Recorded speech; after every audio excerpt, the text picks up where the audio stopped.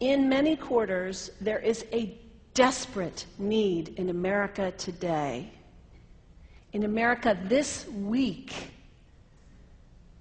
for a healthy dose of religious humility. There are too many people getting too much face time on television who claim exalted status for Christianity and who are demeaning other faith traditions, particularly that of Islam. And my friends, this has got to stop. The trigger for this latest wave of intolerance is media coverage, many of you have seen it, about a plan to build a Muslim community center 2 blocks from Ground Zero. The center will have a mosque, an auditorium, and a pool. It is modeled after YMCAs and Jewish community centers all across the country. For all I know, it's got locker rooms and childcare. Now, to be very clear here, reasonable, faithful, caring people can disagree about how they feel about this facility being built so close to Ground Zero. But that does not justify the wave of fear and suspicion that has washed over this country over the last 10 days.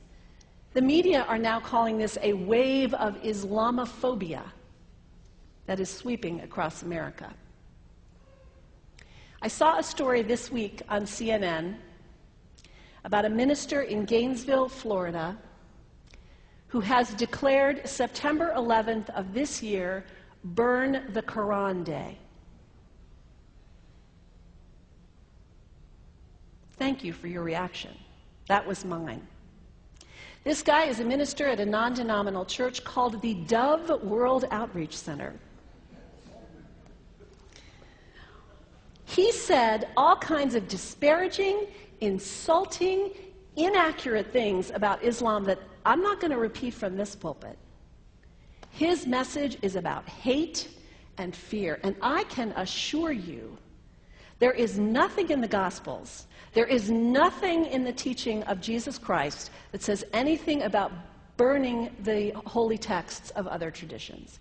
It is not there. The proposed burning of the Quran is obscene. It is not the work of peace. It is not the work of understanding. It is not the work of building bridges. It is insanity.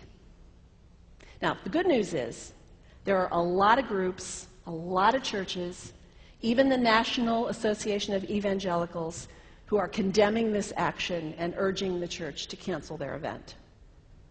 A conversation about God demands grace and openness, a willingness to learn, to have our own ideas challenged, our convictions questioned. These are the hallmarks of humility. When I was in seminary, I read from someone whose name is lost to me now, when you speak of God, your voice should shake a little.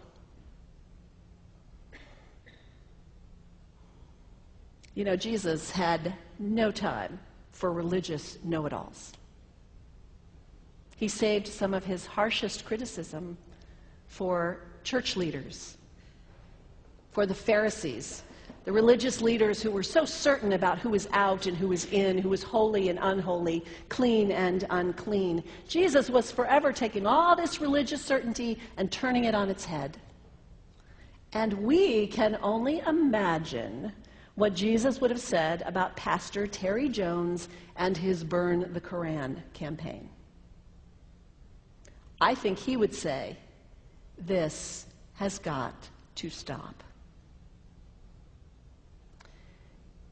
Followers of Islam believe that the Quran is a collection of revelations received by the Prophet Muhammad from God about 1400 years ago. They believe that Muhammad was the last of a series of prophets and teachers and messengers that included Adam, Moses, Jesus, Abraham, all names revered by us as well. The word Islam means peaceful surrender to the will of God. The Quran was written at a time when the Muslim people were being driven from their homes, persecuted, and killed.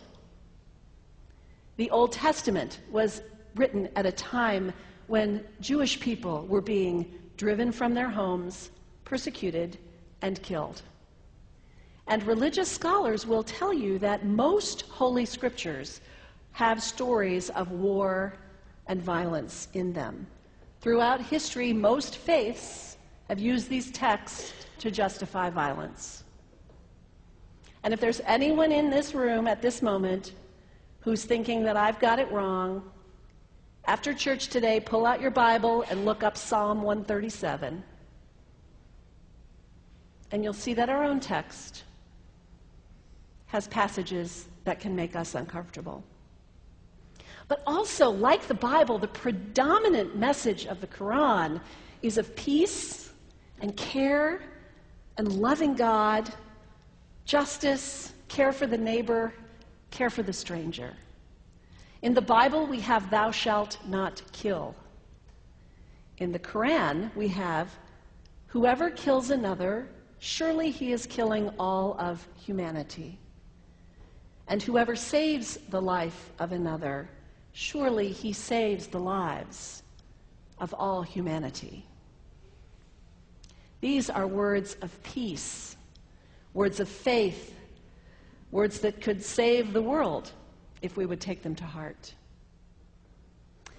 The second thing you can do the next time someone sends you one of those emails demonizing Islam, delete it.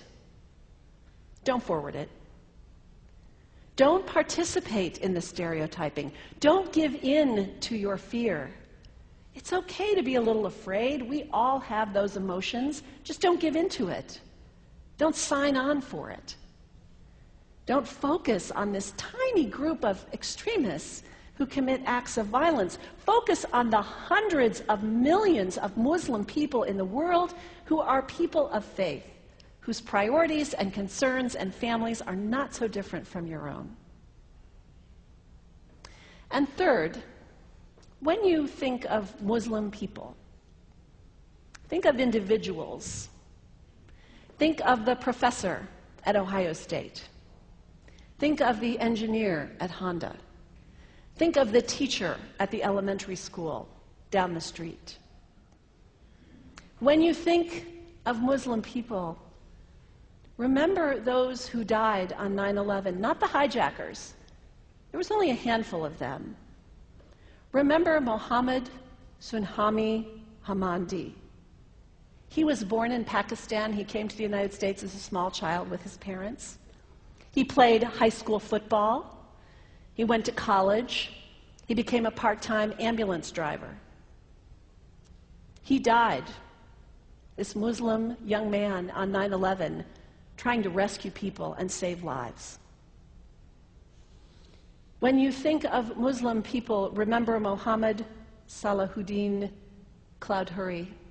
He was a waiter at Windows on the World, which was at the top of the World Trade Center. He died that day. His wife had their baby 2 days later. When you think of Muslim people, remember Rama Salih. She was a woman, 28 years old. Her neighbors described her as fun and outgoing and generous. And she died on American Airlines Flight 11, 7 months pregnant with her first child. Remember the founder of the Islamic Circle of North America, who worked in the World Trade Center and also died on September 11th. That same group now is giving away tens of thousands of copies of the Quran in response to the campaign about burning the Quran. In the language of their own tradition, they are spreading words of faith and peace and hope. One of the ladies at the 8:30 service this morning said to me after, maybe we should declare September 11th, buy a Quran and read some of it.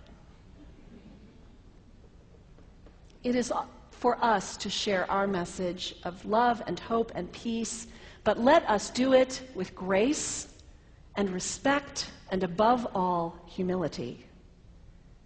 God grant us, as individuals, as a nation, as Christians, the humility for this work.